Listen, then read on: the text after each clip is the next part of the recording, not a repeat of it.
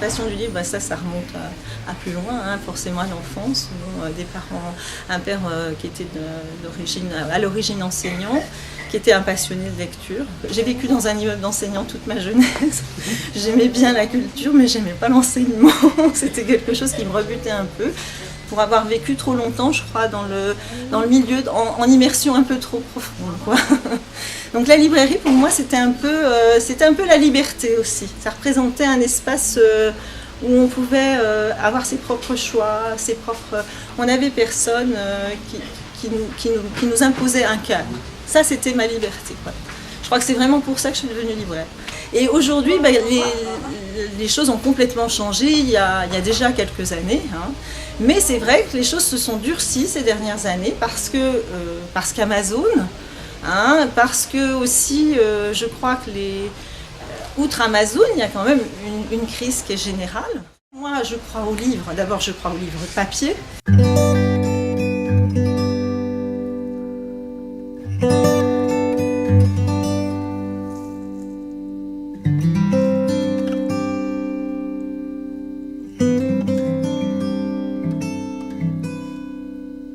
C'est un lieu qu'on a créé il y a 5 ou 6 ans et qui est destiné au départ plus aux œuvres d'art, donc des œuvres d'artistes, des œuvres originales, hein, pas des repros. On a quelques repros en bande dessinée parce que ça plaît aussi à une clientèle plus jeune, mais c'est vrai que dans l'ensemble ce sont des œuvres d'artistes.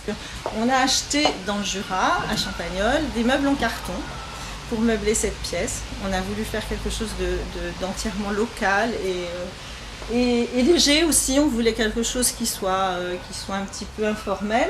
Et l'idée, c'est de présenter ici des œuvres, des livres, alors soit des choses originales, comme le livre de l'écume des jours, donc le texte original de l'écume des jours, par exemple. Je trouve que c'est sympa parce que quelquefois les gens cherchent quelque chose de différent et quelquefois c'est perdu dans la masse et pour nous c'est difficile quelquefois d'en parler comme ça, alors que quand ils sont exposés, les gens ont le temps de les regarder, on peut leur mettre un petit texte en leur disant voilà, celui-ci on l'a bien aimé pour ça. En Amazonie, c'est quelqu'un qui s'est infiltré dans le monde d'Amazon, qui nous dit qu'est-ce que c'est Amazon. Amazon, c'est l'esclavagisme d'aujourd'hui. Donc si vous voulez que plus tard vos enfants ils soient des esclaves, allez-y, achetez sur Amazon.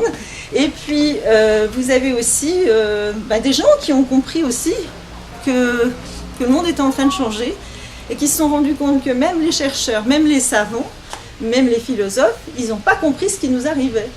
Parce que des gens comme Michel Serres, par exemple, nous dit que en fait, les chercheurs, ils se sont complètement ramassés au niveau de ces produits-là, de tout ce qui était Internet. Et en fait, ils se rendent compte que c'est un changement qui, selon Michel Serres, aura autant d'importance que l'avènement de l'écriture. Where are you? Where have you been?